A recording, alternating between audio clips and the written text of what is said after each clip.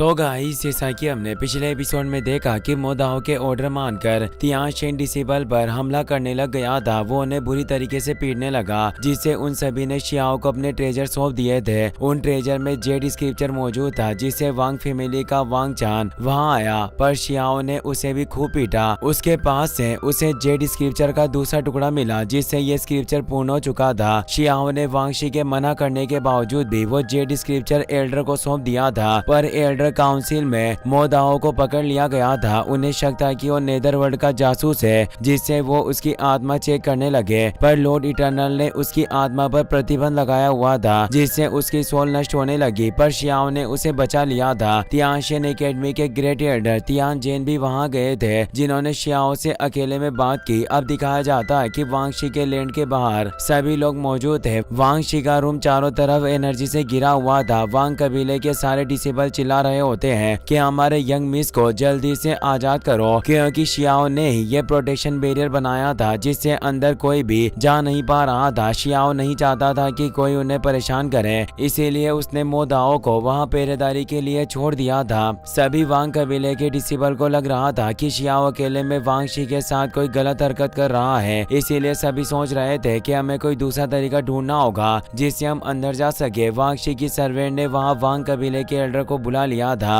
वो कहते हैं कि तुमने हमें इतनी जल्दबाजी में यहाँ बुलाया, आखिर हुआ क्या है? वो सर्वेंट कहती है कि उस बेटर सर्वेंट ने यंग मिस को एक गुफा में फंसा लिया है और वो किसी को अंदर जाने नहीं दे रहा, और कह रहा है कि वो स्वर्ग और पृथ्वी को प्रणाम करने जा रहे हैं। पर हेवन का आशीर्वाद तो केवल तभी लिया जाता है जब कोई शादी करे, इसीलिए मुझे लगता है कि जरूर कुछ गड़बड़ है। और उसने गुफा को भी सील कर दिया। मैंने अंदर जाने की भी कोशिश की, पर मैं नाकामयाब रही। उस एल्डर को वहाँ पहरेदारी करता हुआ मोदाओ दिखाई देता है। बियान यू भी वहाँ जाती है। वो बोली कि सिस्टर वांगशी ने खुद अपना जीवन साथी चुना है, तो तुम सभी आखिर चिंता क्यों कर रहे हो? पर इससे एल्डर को और ज्यादा गुस्सा आया और वो अपने डिसेबल के साथ मोदाओ के पास आकर कहता है कि हमारी यंग मिस का विवाह पहले से ही तय हो चुका है। फिर आखिर एक बेटर सर्वेंट ऐसी घिनौनी हरकत कैसे कर सकता है? बेहतर होगा कि तुम इस फॉर्मेशन को हटा लो। तभी अंदर से शियाओ की आवाज आती है। वो बोला कि यहाँ कौन इतना शोर मचा रहा है? मोदाओ, इन लोगों को जल्दी से भगा दो, ये मेरे मजे में खलन उत्पन्न कर रहे हैं। इससे उस एल्डर को भी गुस्सा आता है और वो अपने साथी डिसेबल को इस फॉर्मेशन को खत्म करने के ऑर्डर देता है। वो सभी एक साथ अपनी एनर्जी से उस फॉर्मेशन के ऊपर हमला करते हैं, पर मोदाओ अपने पाम अटैक को एक्टिवेट कर लेता है। उसका ये सिंगल पाम अटैक इतना फियर्स था कि वो सभी डिसेबल के अटैक को रोककर उन्हें जोर से हिट करता है, जिससे वो नीचे जा गिरते हैं। एल्डर बोलता है कि बेटर सर्वेंट, तुमने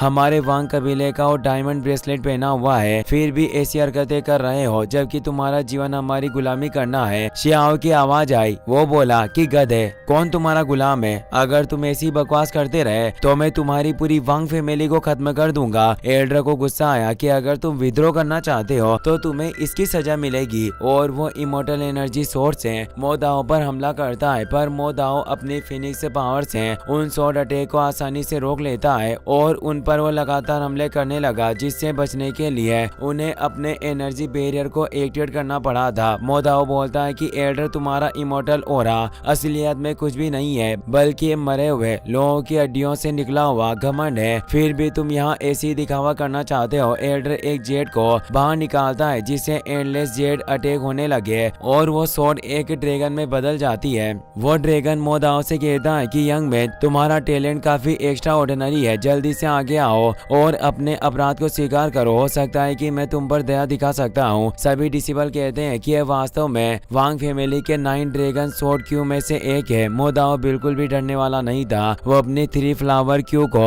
एक्टिवेट कर लेता है और हमला करने वाला था, पर तभी शियाओ की आवाज आई कि यह तियांशिन एकेडमी है, जिसे हेवनली गॉड एकेडमी भी कहा जाता है। वांग फैमिली इस तरह से यहाँ अत्याचार नहीं कर सकती। शियाओ के बाहर आने से मोदाओ ने अपनी पावर को डीएक्टिवेट कर लिया था। एल्डर सोचते हैं कि क्या ये वही लड़का होगा जिसे हमने एशियन माइन में भेजने से पहले डायमंड ब्रेसलेट पहनाया था, और वो कहते हैं कि लड़के, जब तक तुम्हारे माथे पर ये डायमंड ब्रेसलेट मौजूद है, तुम्हारी आत्मा हमारे वांग फैमिली के द्वारा कंट्रोल की जाएगी। तुम वांगशी के बेटर सर्वेंट हो ना कि इस तियांशिन एकेडमी के को डिसेबल। अच्छा होगा कि तुम हमें इस एकेडमी के कानून ना समझाओ। शियाओ कहता है कि मैं वांगशी को एक दोस्त की तरह मानता हूँ, इसीलिए तुम्हें कुछ नहीं कह रहा। तभी अचानक वहाँ आसमान में तेज गोल्डन रोशनी होने लगी जिससे वो पूरी जगह कांपने लगी थी। वहाँ ग्रेट एल्डर तियानजेन का प्रोजेक्शन प्रकट हो गया था जो अपनी पावर से उस ड्रैगन स्वॉर्ड क्यू को खत्म कर देते हैं। वो बताते हैं कि जहाँ ताओ मौजूद है वहाँ हेवनली रूल्स होते हैं और तुम लोग मेरे तियानशेन के रूल को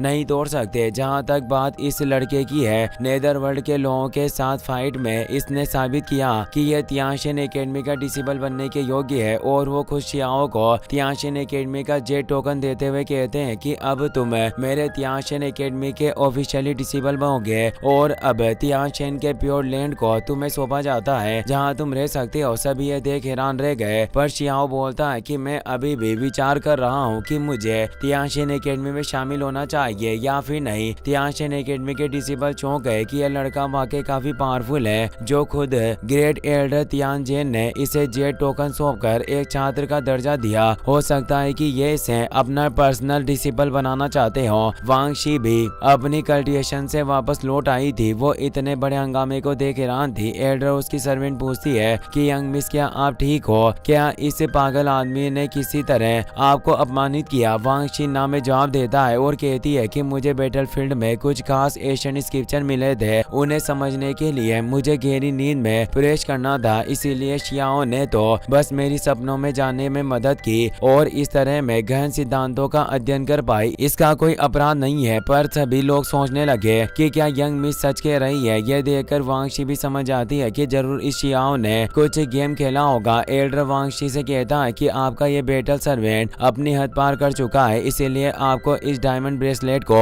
एक्टिवेट करके इसे सबक सिखाना चाहिए। दरअसल ये सब शियाओ की चाल थी क्योंकि वो इस वांग फैमिली से छुटकारा पाना चाहता है और अब वो गुस्से में अपनी पावर को एक्टिवेट कर लेता है और बोला कि तुम्हें क्या लगता है कि तुम अपने इस बेकार डायमंड ब्रेसलेट से मुझे कंट्रोल कर सकते हो? मेरे लिए ये एक कचरे के टुकड़े के सिवा और कुछ नहीं है। और वो अपनी एनर्जी से उस डायमंड ब्रेसलेट को तोड़ने लग जाता है, पर वो उसकी सोल के साथ जुड़ा हुआ था, इसीलिए शियाओ ने अपनी प्रीमोडियल सोल को बाहर निकाल लिया ताकि वो ब्रेसलेट उसे नुकसान न पहुंचा पाए। और अब हमें पांच का सीन दिखाया जाता है। शियाओ ने जब ग्रेट एल्डर तियानजेन से अकेले में बात की थी तो ग्रेट एल्डर तियानजेन को पता चल गया था कि वही हुआंग है और वो उसे अपना डिसेबल बनाना चाहते थे, इसीलिए उन्होंने उसे एक सोल प्रोटेक्शन रूल सौंपा था जिससे वो वांग फैमिली के उस डायमंड ब्रेसलेट से छुटकारा पा सकता था। और उन्होंने कहा था कि आज जो कुछ भी होगा वो तुम्हारे भाग्य पर डिपेंड करेगा। शियाओ ने उन्हें थैंक्स भी कहा क्योंकि वो शियाओ की असली पहचान छिपाने के लिए मान गए थे। और अब शियाओ ने उसी रून की मदद से उस डायमंड नेकलेस में तेज एनर्जी प्रवाहित करके उस जेट ब्रेसलेट के दो टुकड़े कर देता है। इससे काफी फियर्स एनर्जी रिलीज हुई जिससे वांग शी भी हैरान रह गई। शियाओ उन दोनों टुकड़ों को लेकर डस्ट में बदल देता है। एल्डर को काफी गुस्सा आता है पर वो शियाओ का कुछ नहीं बिगाड़ सकते थे। शियाओ उन ब्रेसलेट के टुकड़ों को वांग शी के पास भेज देता है और कहता है कि इतने वक्त तक हम साथ रहे, काफी सारी लड़ाइयाँ लड़ी, पर अब मैं तुम्हारे साथ नहीं रह सकता। वांग शी अब तुम्हें खुद ही अपना ख्याल रखना होगा। ये कहकर वो मोदाओ के साथ वहाँ से निकल जाता है। वांग शी भी थोड़ी दुखी होती है पर वो शियाओ को रोक नहीं सकती थी। बियान यू वांग फैमिली को चिढ़ाते हुए कहती है कि तुम्हारे तरीके काफी इंप्रेसिव है जो तुमने बलपूर्वक एक टैलेंटेड लड़के को अपनी फैमिली का दोस्त से दुश्मन बना लिया।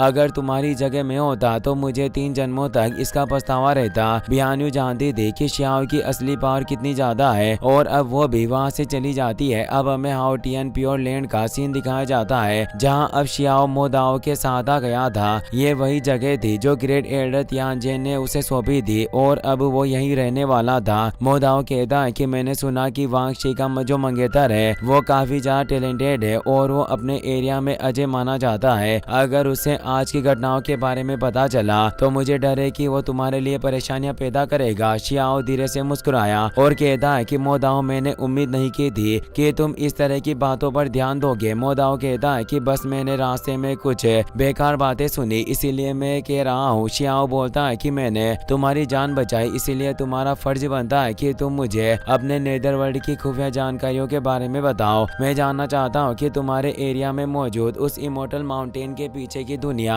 आखिर कैसी है। पर मोदाओ को काफी गुस्सा आता है, वो उससे कुछ नहीं बताना चाहता था। तभी वहाँ एक फिनिक्स बर्ड आती है जो थर्ड एल्डर का एक संदेशा लेकर आई थी। वो कहते हैं कि जल्द ही एकेडमी के टीचिंग हॉल का रास्ता खुलने वाला है, इसीलिए सभी डिसेबल जल्दी से मार्शल आर्ट ग्राउंड में इकट्ठा हो जाना। अब हमें अगले दिन का सीन दिखाया जाता जाता है। सभी डिसिबल मार्शल आर्ट ग्राउंड में आ गए थे। थर्ड एल्डर भी वहाँ मौजूद थे। साथ ही वहाँ पर तियांशेन एकेडमी के फोर्थ एल्डर भी आए हुए होते हैं। उन दोनों के हाथ में एशियन बुक भी मौजूद होती है। थर्ड एल्डर कहते हैं कि सभी डिसिबल मेरी बात ध्यान से सुनना, वो वक्त दूर नहीं है जब पृथ्वी खून से रंगी हुई होगी। नेदरवर्ल्ड के लोग कभी भी हम पर दावा बोल सकते हैं। समय किसी का इंतजार नहीं करता, इसीलिए आज मैं तुम्हें स्किल्स सिखाऊंगा। सभी डिसिबल इससे बहुत खुश होते हैं। फोर्थ एल्डर कहते हैं कि हमारे पास दो तरह के ताओ मेथड हैं जिनकी प्रैक्टिस की जा सकती है। एक एशियन मेथड है और दूसरा मॉडर्न मेथड। तुमने जो इमोर्टल एनर्जी कंडेंस की है वो सब प्रीवियस एरा की विरासत है और मेरे पास एशियन इमोर्टल मेथड है। जो इन एशियन इमोर्टल मेथड की कल्टिवेशन करने के लिए तुम्हें इमोर्टल एनर्जी की जरूरत होगी और फिर तुम इन लिखे हुए मंत्रों के साथ इन्हें जोड़ पाओगे। हालांकि अब दुनिया काफी बदल गई है, जिससे आज के समय इन एशियन इमोर्टल मेथड को सीखना काफी ज्यादा कठिन है। थर्ड एल्डर कहते हैं कि मेरे पास मॉडर्न मेथड्स की बुक है। इन्हें एक जीनियस के द्वारा बनाया गया था। इन मेथड के साथ तुम खुद को किसी भी सिचुएशन के अनुरूप डाल सकते हो और अगर कोई इन मेथड में पीक तक पहुंच गया तो इमोर्टल एनर्जी के बिना भी एशियन मेथड वाले प्रैक्टिशनर के साथ कॉम्पीट कर सकता है। जुआन गुन बोलता है कि थर्ड एल्डर आप ये कहना चाहते हो कि जो लोग मॉडर्न मेथड को सीखने में सफल होते हैं वो बिना इमोर्टल एनर्जी को कल्टिवेट किए बिना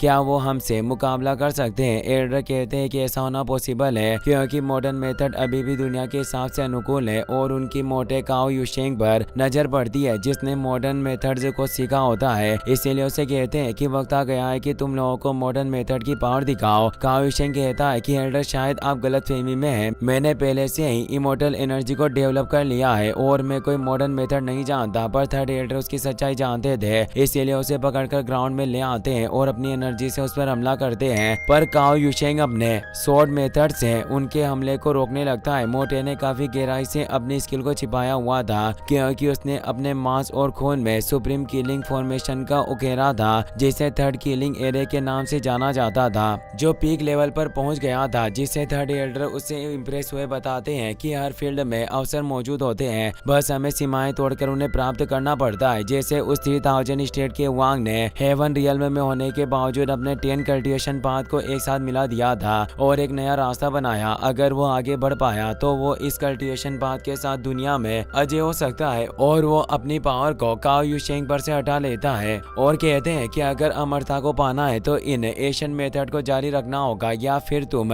मॉडर्न मेथड से अपने खुद के रास्ते बना सकते हो। इसीलिए तुम सभी के पास चॉइस है, तुम इन मॉडर्न और एशियन मेथड्स में से किसी को भी चुन सकते हो। फोर्थ एल्डर भी कहते हैं कि चाहे तुम कोई सा भी रास्ता चुनो पर हमारी एकेडमी के सीक्रेट रियल में तुम्हें प्रैक्टिस करने में पूरी मदद करेंगे, पर तुम्हें अपने दिल के अनुसार ही फैसला लेना होगा। एक बार चुनने के बाद तुम अपने फैसले को बदल नहीं सकते। सभी काफी परेशान थे, उन्हें समझ नहीं आ रहा था कि आखिर वो कौन से मेथड चुने। काओ युशेंग वहाँ से निकलने लगा पर थर्ड एल्डर की नजर उस पर पड़ गई और वो उसे उठाकर लाइन के आखिर में पटक देते हैं। शियाओ सबसे पहले आगे आता है। फोर्थ एल्डर कहते हैं कि जो सबसे पहले गेम की शुरुआत करता है ऐसे बहुत ही कम लोग होते हैं। शियाओ भी उनमें से एक था और सभी हैरान थे कि आखिर वो कौन से मेथड का चुनाव करेगा। शियाओ दोनों मेथड को देखने लगा पर उसकी रुचि एशियन मेथड्स में कहीं ज्यादा थी, इसीलिए वो एशियन मेथड को ही चुन लेता है क्योंकि उसे कठिन चीजें ज्यादा पसंद है। थर्ड एल्डर भी इससे हैरान रह गए। इसी के साथ ये एपिसोड यहीं पर खत्म हो जाता है। वीडियो पसंद आया हो तो अपने दोस्तों के साथ शेयर करना, साथ ही इस वीडियो को लाइक करने के साथ साथ चैनल को सब्सक्राइब जरूर कर लें। Thanks for watching.